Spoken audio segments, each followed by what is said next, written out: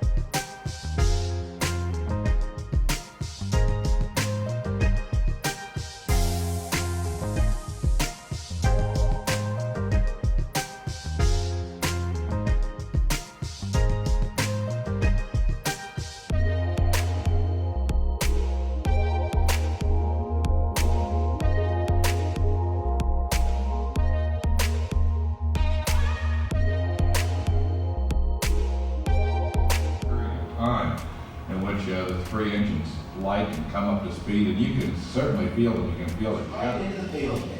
But before you go aboard, we better go over a few basics. Launch preparation for your mission would have started accelerating here at KSC months in advance. But let's cut through all that and move you way closer to launch. I'll start your clock at, say, 4 hours before liftoff, when it's still dark out. Before you got suited up, the shuttle's external tanker ET was fueled up. The ET holds fuel for the shuttle's three main engines. Inside the ET, there are actually two separate tanks. One has liquid hydrogen at 423 degrees below zero, the other liquid oxygen at 298 degrees below zero. They start really cold. But when those two liquids meet in the shuttle engines, you'll find out. About 2 hours before you launch, you boarded the orbiter through what we call the white room. As you climb through the hatch, that orbiter already seemed like it's a living, breathing thing. Then they pulled back the access arm and left. Everybody else is smart enough to get out of the area fast. And you and your crewmates are strapped to the reason why. Within 400 feet of the pad, flames and heat from the engines will kill you. Within 800 feet, the sound will kill you. Within 4,000 feet, the snakes and alligators might kill you because all that low-frequency vibration really stirs it up. But I'm getting ahead of myself. Let's back it up to T-minus 10 seconds. Those sparks are hydrogen reburners or sparkers. They help prevent a fire or explosion by burning off any excess fuel around your vehicle. At T-minus 6.6 seconds, the main engine will ignite. You'll hear a loud roar, and you'll feel a big rumbling. After the main engine starts, you'll feel the shuttle sway forward a little, but don't worry. It's engineered to come back to vertical before you go. That's what we call the twang. You're getting a lot of power from those main engines, but you're going to need even more to get to orbit. That's where the solid rocket boosters, or see you aboard.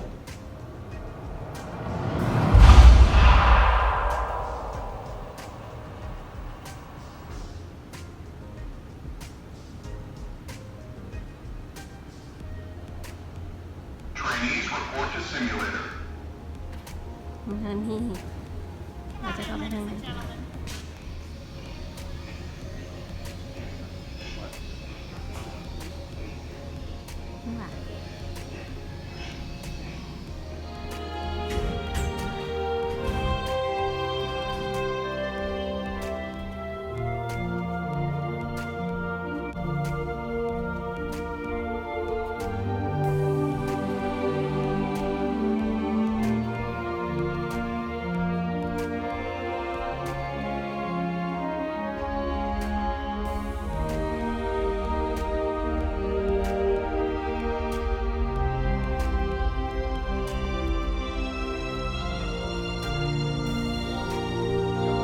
Kaikista näistä lennoista, mitä tuo Suppu on tehnyt avaruuteen. Kato näin monta kertaa on.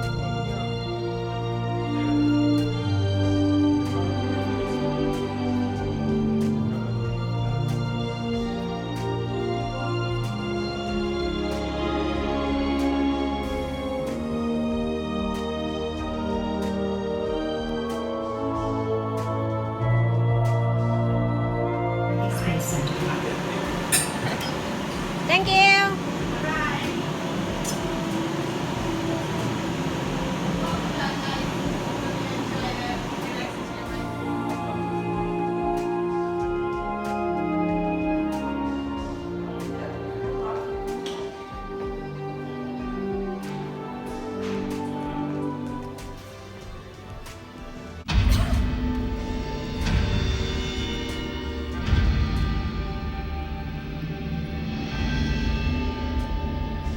It was a few days before Christmas 1968 when Apollo 8 sat on the pad. She was the first of a new kind, a moon rocket. This was the Phoenix, risen from the ashes of Apollo 1. The first Apollo crew did not die in vain. This was to be their testament.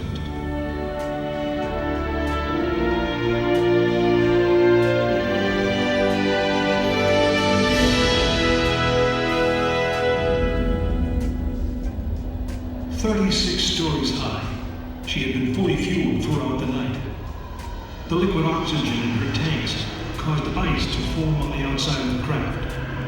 The extreme temperature differences between the air and the sub-zero fuel caused the metal skin of the rocket to expand and contract. Everyone who was on the pad agreed. It was as though the rocket was alive, breathing, straining at the leash. Earlier in the morning, astronauts Frank Borman, Jim Lovell, and Bill Anders had made their final preparations before taking that long ride out to the waiting spacecraft. The minimum safe distance from a Saturn V at liftoff was 3 miles. The reason was simple. When fully fueled, the rocket contained the explosive power of an atomic bomb. As the clock counted down, the astronauts and all of us in launch control went through the pre-flight checks. Our hands on the controls of the most powerful, most complex machine ever built. It had over 2 million separate systems, and to bring these men back alive, everything had to work perfectly. Each individual system had been tested, but what we didn't know was how they would perform when all 2 million began to work together. That moment would come when the countdown clock reached 0.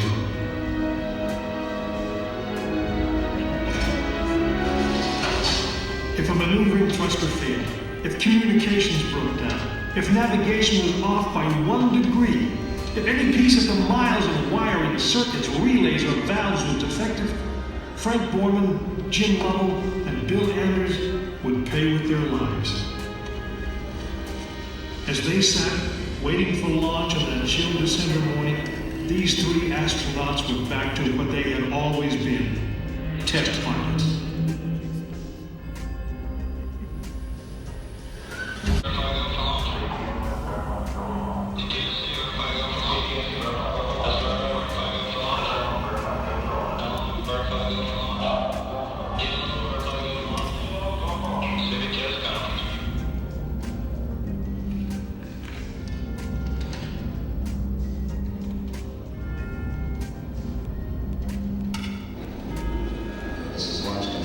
T-minus 3 minutes and counting. We completed our communications checks with the Apollo 8 astronauts in the cabin and with the communications tower go.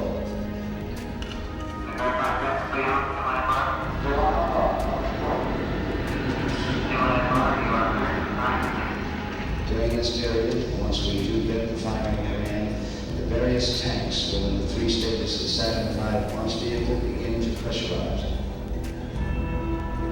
We have firing command. Firing command is in with an automatic sequence. T-minus 2 minutes, 20 seconds.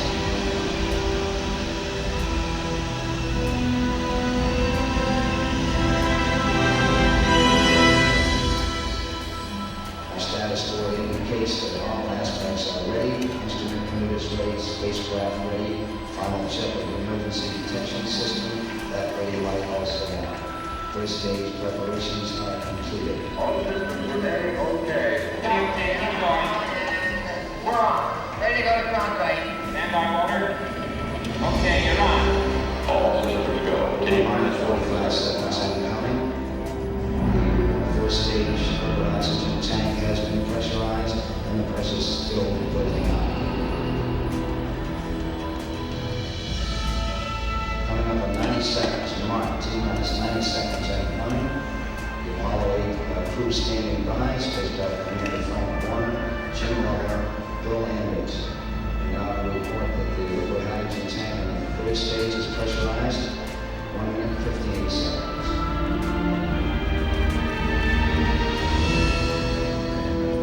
All third stage becomes pressurized at this time as we come up on the 60-second mark on the flight to the moon.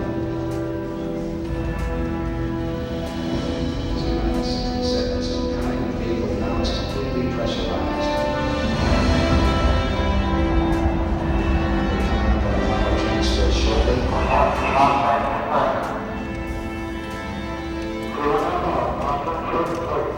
We have the power transfer. We're now on the flight batteries within the launch vehicle.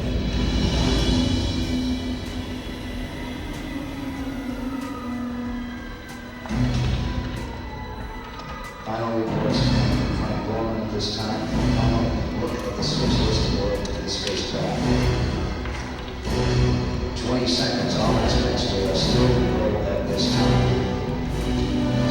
15, 14, 13, 12, 11, 10.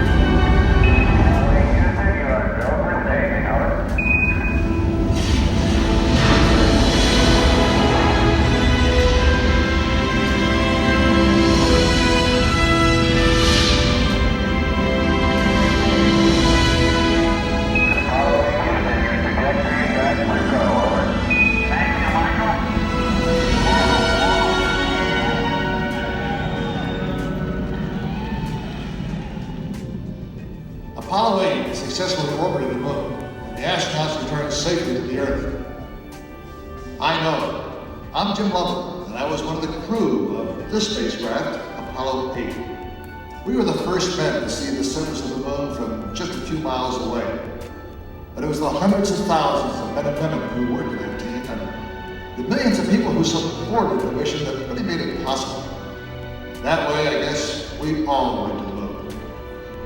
Now, on the other side of those doors, you'll find an actual Saturn V moon rocket.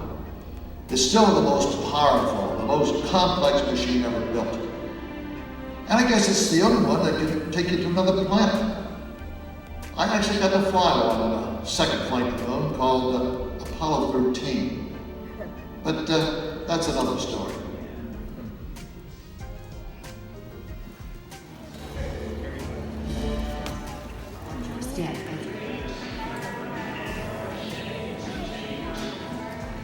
For the comfort, safety, and viewing pleasure of all our guests, we ask that you refrain from flash photography.